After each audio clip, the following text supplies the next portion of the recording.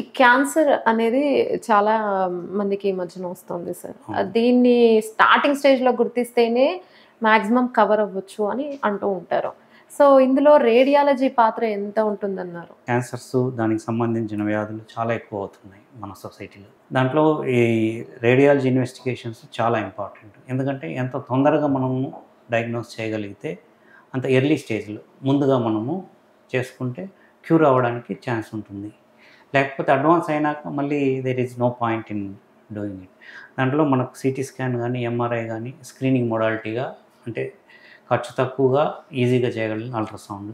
ఈ 3 చేయగలుగుతాం మనం. దీనివల్ల తొందరగా బయటపడతాయి, ఎర్లీగా బయటపడతాయి, ముందుగా బయటపడతాయి. అంటే చాలా మందికి క్యాన్సర్‌ని గుర్తించడంలో ముందు స్టేజ్‌లో ఎక్కువ మంది గుర్తించలేరు. గుర్తించలేదు. రెండో స్టేజ్, మూడో స్టేజ్ తర్వాత నుంచి గుర్తిస్తూ ఉంటారు. అసలు ఎలాంటి తేడాలు కనిపిస్తూ ఉన్నప్పుడు రేడియాలజీ చేయాలి, ఇది చేస్తే ఉందేమో అన్న అనుమానం కూడా ఎవరికీ రాదసలు.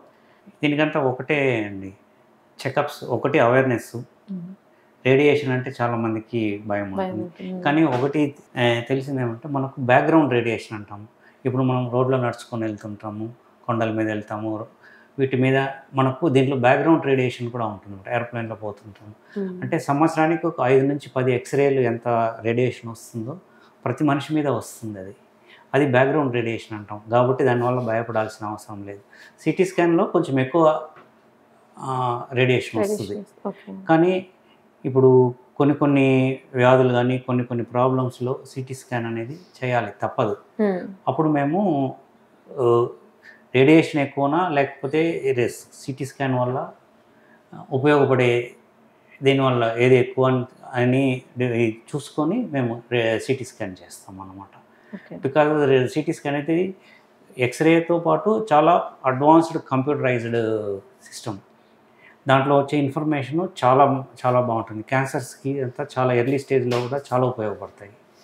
కాబట్టి దాన్ని రీప్లేస్ చేసే ఇన్వెస్టిగేషన్ ఏమీ లేదు. ఒక ఎంఆర్ఐ స్కాన్స్ ఎప్పుడు చేస్తామంటే దీంట్లో డౌట్ ఉన్నప్పుడు, కాకపోతే ఇంకొంచెం ఇన్ఫర్మేషన్ కావాలనుకున్నప్పుడు కొన్ని సమయాల్లో ఉపయోగపడతాం. చాలా వరకు క్యాన్సర్ సంబంధించిన దాంట్లో, అబ్డోమెన్కి సంబంధించిన దాంట్లో, కానీ చెస్ట్కి సంబంధించిన దాంట్లో సిటీ స్కానే అల్టిమేట్ అన్నమాట.